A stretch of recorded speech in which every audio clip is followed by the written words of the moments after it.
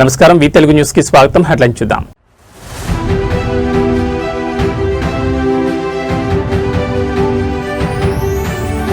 లోక్సభలో అమరావతి బిల్లు ఆమోదం. బిల్లును వ్యతిరేకిస్తూ సభ నుంచి వైకాపా వాకౌట్.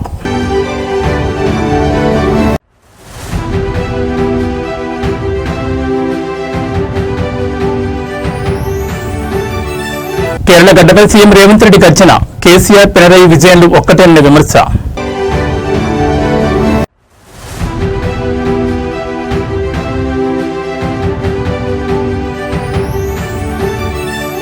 నేడు హనుమాన్ జయంతి శోభాయాత్ర. నగరంలో ట్రాఫిక్ ఆంక్షల అమల్లోకి.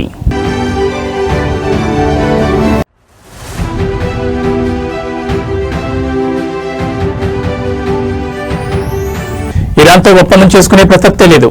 3 వారాల్లో కఠిన చర్యలుంటాయని ట్రంప్ వార్నింగ్.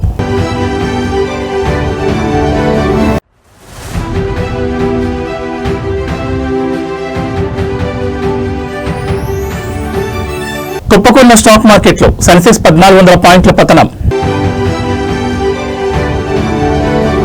ఆంధ్రప్రదేశ్ రాజధాని అమరావతి చట్టబద్ధత బిల్లుకు లోక్సభ ఆమోదం తెలిపింది. ఈ బిల్లుకు మూజుబానీ ఓటుతో ఆమోదం లభించింది. వైసీపీ ఈ బిల్లును వ్యతిరేకిస్తూ సభ నుంచి వాకౌట్ చేయగా మినహా మిగిలిన పార్టీలు బిల్లుకు మద్దతు తెలిపాయి.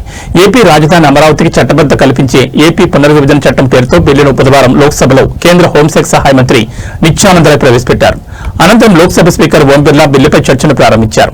బిల్లుపై చర్చలో కేంద్ర మంత్రి కిషన్ రెడ్డి, కాంగ్రెస్ ఎంపీలు రఘురామరెడ్డి, గడ్డం వంశీకృష్ణ, మల్లు రవి, ధర్మేంద్ర యాదవ్, అరవింద్ గణపతి, సావంత్, బజరంగ్ మనోహర్, రాజేష్ రంజన్, హర్సిమ్రాత్ కౌర్, శ్రీకాంత్ షిండే సహా మొత్తం 11 పార్టీలకు చెందిన 18 మంది ఎంపీలు పాల్గొన్నారు.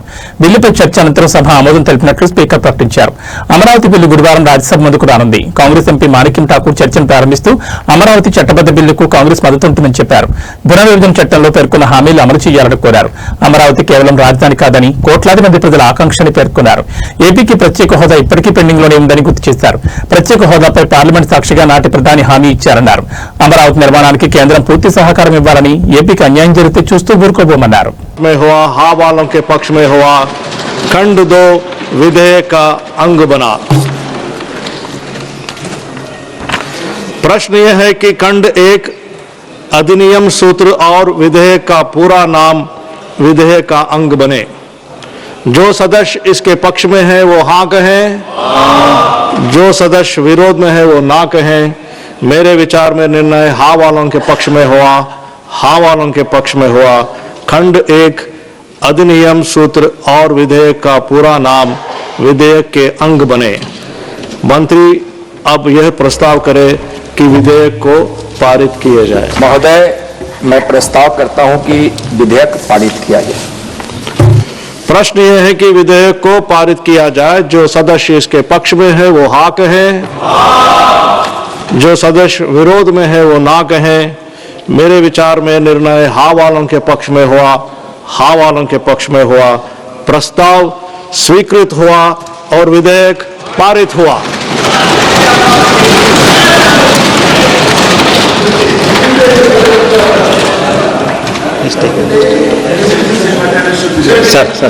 आइटम नंबर 9 जन विश्वास विधेयक 2026। माननीय मंत्री जी। Honorable Speaker, sir, I move that the Jan Vishwas Amendment of Provisions Bill 2026 తెలంగాణలో కేసీఆర్ ఫ్యామిలీకి కేరళలో విజయన్ కు పెద్ద తేడా లేదని, 10 ఏళ్లలో అటు తెలంగాణను కేసీఆర్, ఇటు కేరళను విజయన్ భ్రష్టు పట్టించారని ముఖ్యమంత్రి రేవంత్ రెడ్డి విమర్శలు గుప్పించారు. 2023 డిసెంబర్లో తెలంగాణలో బీఆర్ఎస్ ప్రభుత్వాన్ని ఓడించామని, ఈ నెలలో కేరళలో కూడా 10 ఏళ్ల పాటు ఉండేలా యూడీఎఫ్ ప్రభుత్వం రాబోతోందని జోస్యం చెప్పారు.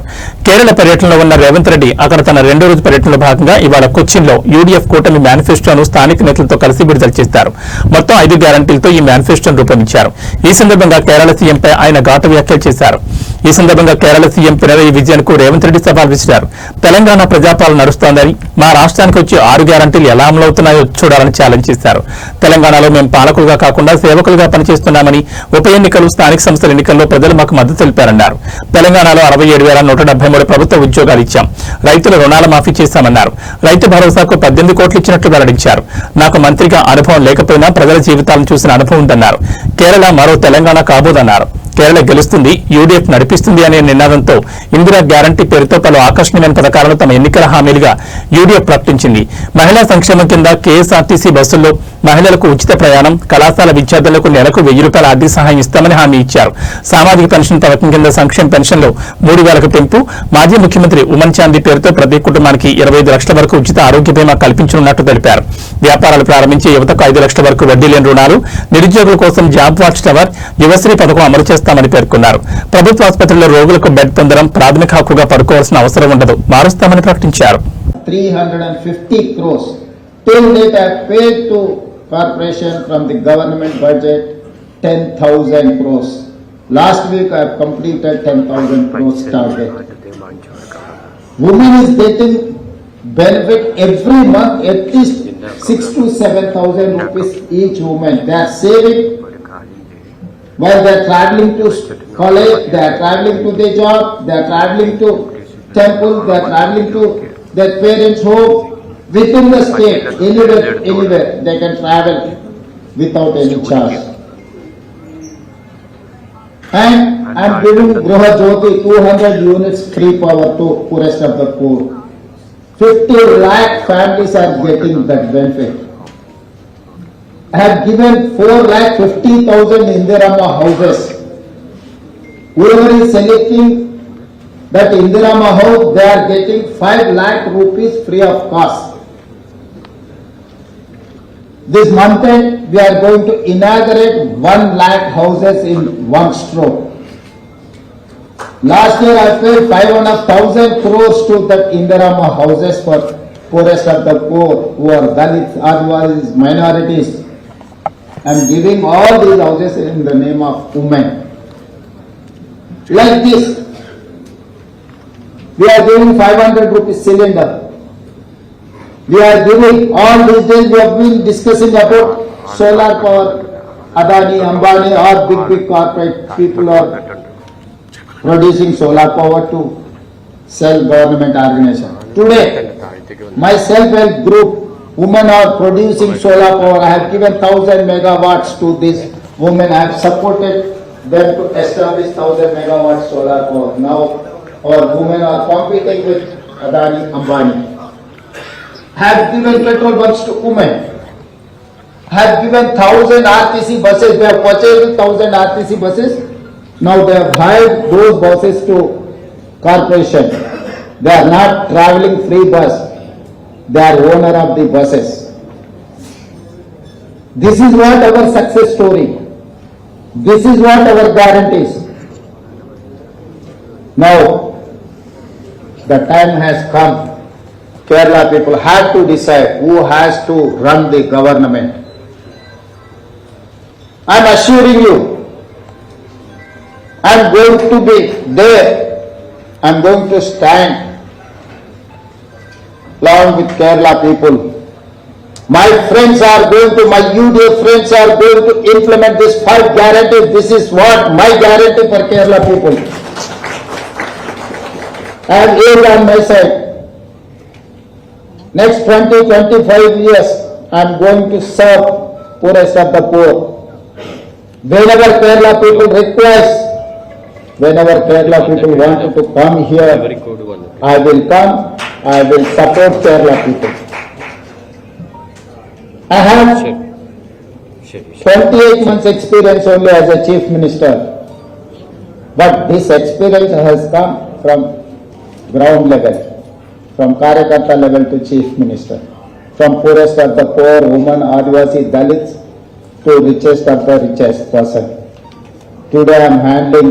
హనుమాన్ జయంతిని పురస్కరించుకుని ఇవాళ నగరంలో భారీ శోభాయాత్రలు నిర్వహించనున్నారు. ఈ నేపథ్యంలో ప్రయాణికులకు ఇబ్బందులు కలగకుండా హైదరాబాద్ ట్రాఫిక్ పోలీసులు కఠినమైన ఆంక్షలు విధించారు. నగరంలో ప్రధానంగా 2 వైపుల నుంచి శోభాయాత్రలు ప్రారంభం కానున్నాయి. మొదటి శోభాయాత్ర గౌలిగూడ రామ్ మందిర్ నుంచి ప్యారడైజ్ జంక్షన్ వరకు, రెండవ శోభాయాత్ర కర్మన్ ఘాట్ హనుమాన్ ఆలయం నుంచి కోటి వరకు కొనసాగుతాయి. ఇవాళ ఉదయం 9 గంటల నుంచి రాత్రి 8 గంటల వరకు ఈ ఆంక్షలు అమల్లో ఉంటాయి.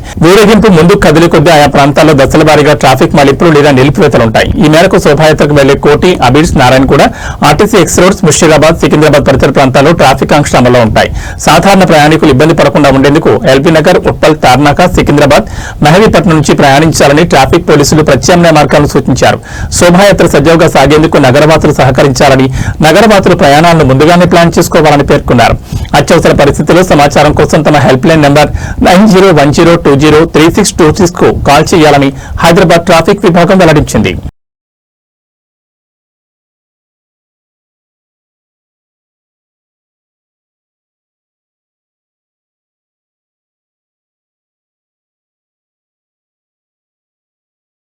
నేటి నుంచి తెలంగాణలో భూభారతి అమలు కానుంది. తెలంగాణ రాష్ట్రంలోని 5 మండలాల్లో నేటి నుంచి ఇంటిగ్రేటెడ్ భూభారతి పోర్టల్ను ప్రయోగాత్మకంగా అమలు చేయనున్నట్లు రెవెన్యూ శాఖ మంత్రి పొంగులేటి శ్రీనివాసరెడ్డి తెలిపారు.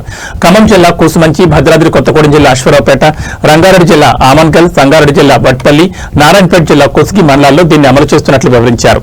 భూ వివాదాలకు శాశ్వత పరిష్కారం చూపించాలన్న సంకల్పంతో రెవెన్యూ శాఖలో విప్లవాత్మకమైన సంస్కరణలకు శ్రీకారం చుట్టామని రాష్ట్ర రెవెన్యూ మంత్రి పొంగులేటి శ్రీనివాసరెడ్డి అన్నారు. ఇందులో భాగంగా రైతులకు పారదర్శకమైన, సులభతరమైన సేవలు అందించడానికి ల్యాండ్ సర్వే, రిజిస్ట్రేషన్ విభాగాలను ఒకే గొడుగు కిందకు తీస్తూ ఇంటిగ్రేటెడ్ భూభారతి పోర్టల్ ను రూపొందించామని ఆయన తెలిపారు. భూ వివాదాల పరిష్కారానికి ఇది తొలి అడుగని ఆయన పేర్కొన్నారు. ఇక్కడ వచ్చే ఫలితాలను బట్టి అవసరమైన మార్పులు, చేర్పులు చేసి భవిష్యత్తులో ముందుకు వెళ్లాలని నిర్ణయించామని తెలిపారు. కేరళ పర్యటనలో ఉన్న మంత్రి శ్రీనివాసరెడ్డి బుధవారం పోర్టల్ ప్రారంభానికి సంబంధించి రెవెన్యూ అధికారులతో టెలికాన్ఫరెన్స్ నిర్వహించారు.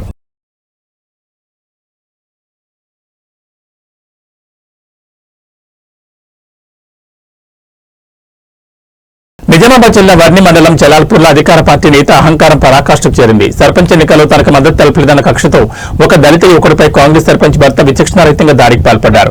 పెట్రోల్ బంకులో పనిచేసుకుంటున్న అన్నం సాయిలు అనే యువకుడిని టార్గెట్ చేస్తూ సర్పంచ్ మమత భర్త ఇల్తం బాలు తన అనుచరులతో కలిసి రెచ్చిపోయారు. గతంలో నకిలీ నోట్ల కేసులో జైలుకు వెళ్లి వచ్చిన చరిత్ర ఉన్న ఈ నాయకుడు ఇప్పుడు అధికార బలంతో సామాన్యులపై దాడులు చేస్తుండటంతో గ్రామస్తులు భగ్గుమంటున్నారు.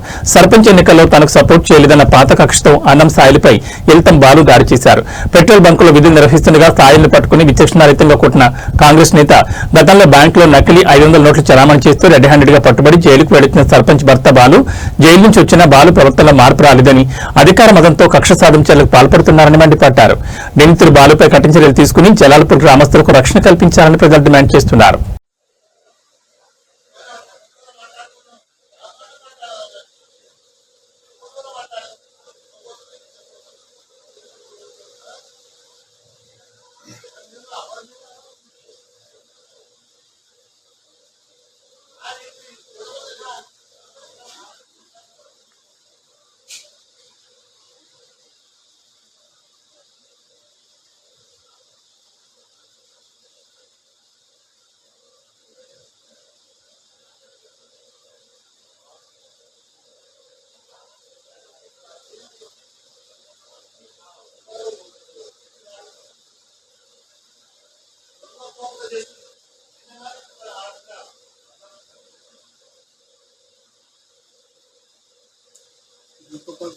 క్లియర్గా వస్తుంది.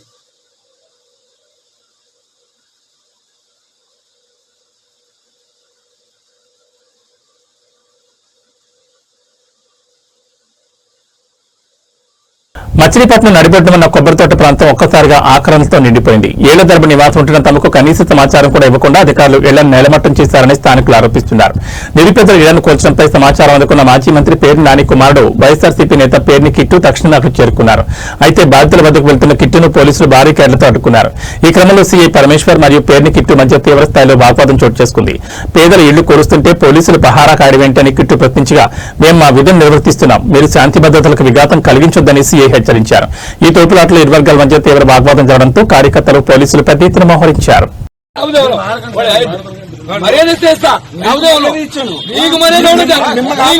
మీకు మర్యాద చాలా ఎక్కువ. మీరు చేసే పనులకి నాకు అన్ని తెలుసులే గానీ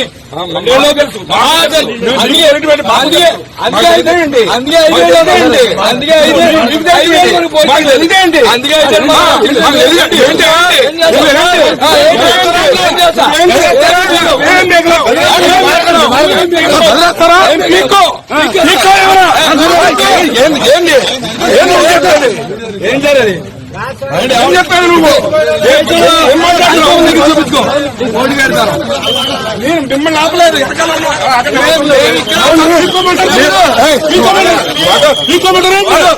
చేతులు పిక్కమంటారు ఇప్పుడు.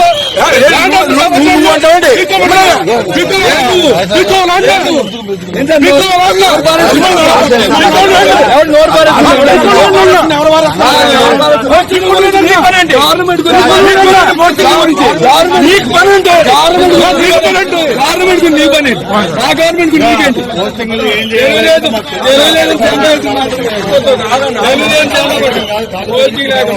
మరి అంత అన్యాయం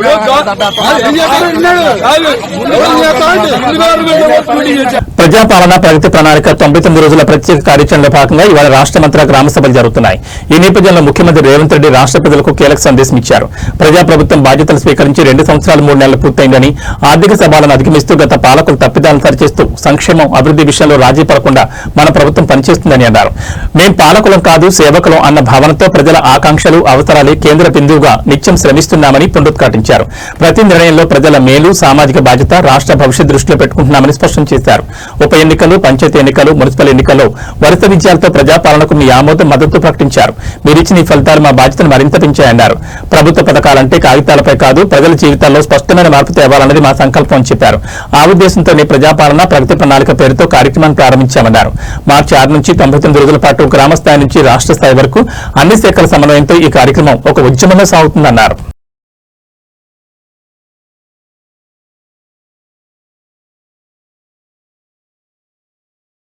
జగిత్యాల జిల్లాలోని ప్రముఖ పుణ్యక్షేత్రం కొండగట్టు అంజన్న సన్నిధి భక్తజన సంద్రమైంది. హనుమాన్ చిన్న జయంతి ఉత్సవాలు నేడు 2వ రోజుకు చేరుకోవడంతో రాష్ట్ర నలుమూల నుంచే కాకుండా పొరుగు రాష్ట్రాల నుంచి కూడా లక్షలాది మంది భక్తులు తరలివచ్చారు.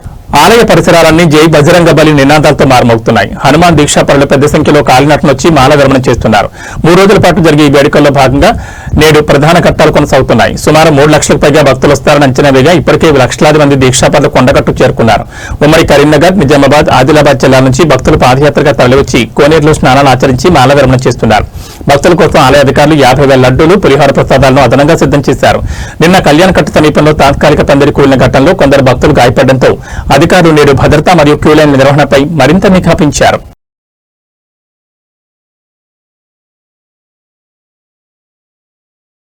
కడప జిల్లా ఒంటిమిట్ట కోదండరామస్వామి బ్రహ్మోత్సవాల్లో భాగంగా జరుగుతున్న సీతారాముల కళ్యాణోత్సవం వివాదాలకు వేదికైంది.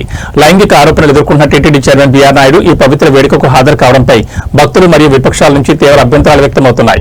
ఒకవైపు తనపై వస్తున్న ఆరోపణలతో పదవికి రాజీనామా చేయాలనే డిమాండ్లు వెలువెత్తున్నా ఆయన ఏమాత్రం లెక్క చేయకుండా చైర్మన్ హోదాలో ముఖ్యమంత్రి చంద్రబాబు నాయుడుకు స్వాగతం పలకడం ఇప్పుడు చర్చనీయాంశంగా మారింది. తీవ్రమైన లైంగిక ఆరోపణలు ఎదుర్కొంటున్న వ్యక్తి పవిత్రమైన టీటీడీ చైర్మన్ పదవిలో కొనసాగడంపై భక్తులు పెదవిరుస్తున్నారు. తిరుమలలోనే కాకుండా నేడు ఒంటిమిట్టలో కూడా చైర్మన్ హోదాలో ముఖ్యమంత్రికి బీఆర్ నాయుడు స్వాగతం పలికారు. నైతిక బాధ్యత వహించి వెంటనే పదవి నుంచి తప్పుకోవాలని సోషల్ మీడియాలో మరియు భక్తుల నుంచి పెద్ద ఎత్తున డిమాండ్లు వినిపిస్తున్నాయి. చైర్మన్ ప్రభుత్వ ఆరోపణలపై ముఖ్యమంత్రి చంద్రబాబు నాయుడు ఇప్పటి వరకు ఎలాంటి చర్యలు తీసుకోకపోవడంపై రాజకీయ విమర్శలు వెల్లువెత్తున్నాయి. పవిత్రమైన సీతారాముల కళ్యాణ ఘట్టంలో ఎలాంటి వివాదాస్పద వ్యక్తులు పాల్గొనడం ఆలయ పవిత్రతకు భంగం కలిగించవేనని పలువురు అభిప్రాయపడుతున్నారు.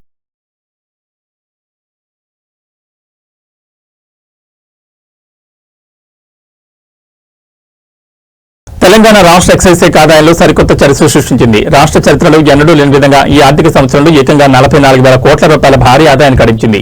గత ఏడాదితో పోలిస్తే ఈసారి ఆదాయం 7% పెరగడం విశేషం. ముఖ్యంగా డిసెంబర్ నెలలో జరిగిన మద్యం విక్రయాలు ఎక్సైజ్ శాఖ ఖజానాన్ని నింపేశాయి. 2025-26 ఆర్థిక సంవత్సరంలో తెలంగాణ ఎక్సైజ్ శాఖకు మొత్తం 44,557 కోట్ల ఆదాయం లభించింది. గత ఏడాది 40,209 కోట్ల ఆదాయం రాగా ఈ ఏడాది అది 7% వృద్ధి చెందింది. న్యూ ఇయర్ వేడుకల పుణ్యమాని కేవలం ఒక్క డిసెంబర్ నెలలోనే 5,051 కోట్ల విలువైన మద్యం అమ్మకాలు జరిగాయి. మద్యం అమ్మకాల ద్వారా 39,368 కోట్లు రాగా కొత్త దుకాణాల దరఖాస్తులు, వైన్స్ మరియు బార్ల అద్దె రూపంలో 5,189 కోట్ల అదనపు ఆదాయం సమకూరింది. ఎక్సైజ్ శాఖ చరిత్రలో ఇది ఒక మైల్ రాయని అధికారులు హర్షం వ్యక్తం చేస్తున్నారు.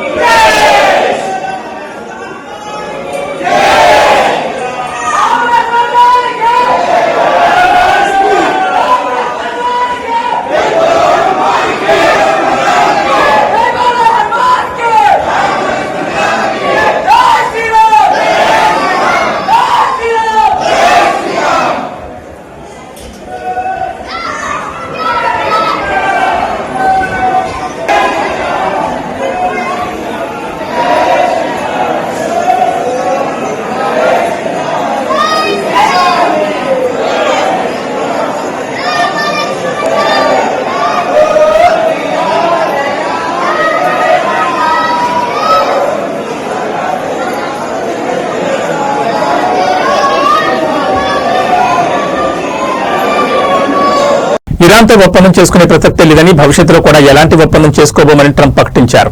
అమెరికా ప్రజలను ఉద్దేశించి ట్రంప్ ప్రసంగించారు. రాబోయే 2-3 వారాల్లో ఇరాన్పై కఠిన చర్యలుంటాయని హెచ్చరించారు. ఇరాన్ అంతు చూస్తామని, చమురు క్షేత్రాలపై దాడి చేస్తామని వార్నింగ్ ఇచ్చారు. కాకపోతే యుద్ధం మాత్రం చాలా త్వరగా ముగుస్తుందని సంకేతాలిచ్చారు. ఎట్టి పరిస్థితుల్లో ఇరాన్ను అణ్వస్త్ర శక్తిగా మారడానికి ఒప్పుకోమని తేల్చి చెప్పారు.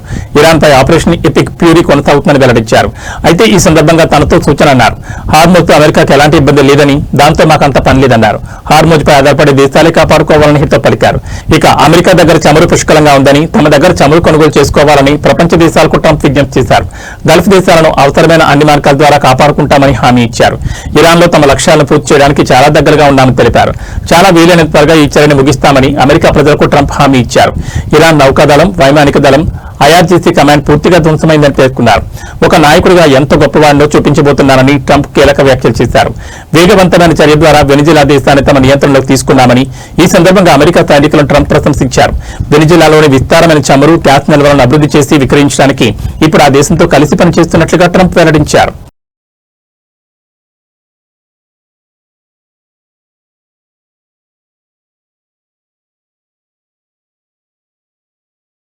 పసిడి ప్రియులకు శుభవార్త. పశ్చిమాసియా యుద్ధం కారణంగా బంగారం, వెండి ధరలు ఎలా ఉంటాయోననే భయాందోళన చెందుతున్న తరుణంలో మగువలకు తీపి కబరందింది. నిన్నటి రోజున భారీగా పెరిగిన బంగారం, వెండి ధరలు కొన్ని గంటల వ్యవధిలోనే భారీగా తగ్గాయి. పెళ్లిళ్లు, శుభకార్యాల సమయంలో భారీ బోరట్ లభించింది. తులం గోల్డ్పై 1530 తగ్గ కిలో వెండిపై 5000 తగ్గింది. తులం గోల్డ్పై 1530 తగ్గడంతో బులియన్ మార్కెట్లో 24 క్యారెట్ల 10 గ్రాముల ధర 1,51,420 దగ్గర ట్రేడ్ అవుతోంది. ఇక 22 క్యారెట్ల 10 గ్రాముల ధరపై 1,400 తగ్గడంతో 1,38,800 దగ్గర అమ్ముడవుతోంది. ఇక 18 క్యారెట్ల 10 గ్రాముల బంగారం ధరపై 1,440 తగ్గడంతో 1,13,570 దగ్గర ట్రేడ్ అవుతోంది. సిల్వర్ ధర కూడా భారీగా దిగొచ్చింది. గురువారం కిలో వెండిపై ఏకంగా 5,000 తగ్గింది. దీంతో బులియన్ మార్కెట్లో కిలో వెండి ధర 2,50,000 దగ్గర అమ్ముడవుతోంది. హైదరాబాద్, చెన్నైలో మాత్రం కిలో వెండి ధర 2,55,000 దగ్గర ట్రేడ్ అవుతోంది. ఢిల్లీ, కోల్కతా, ముంబై, బెంగళూరులో మాత్రం కిలో వెండి ధర 2,50,000 దగ్గర అమ్ముడవుతోంది.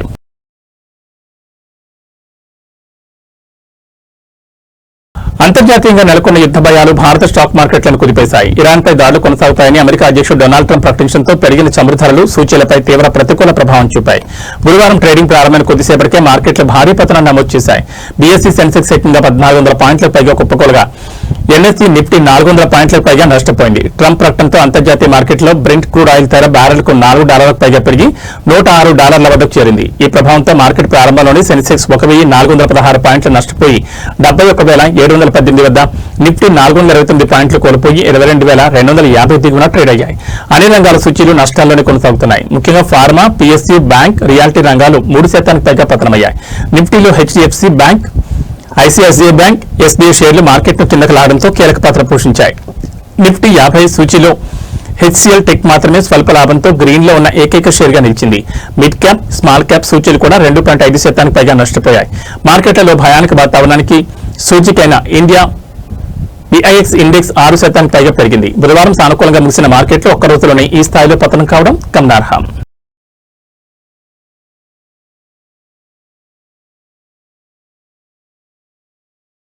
ఏబీ బులెటిన్ విశేషాలు. నమస్కారం.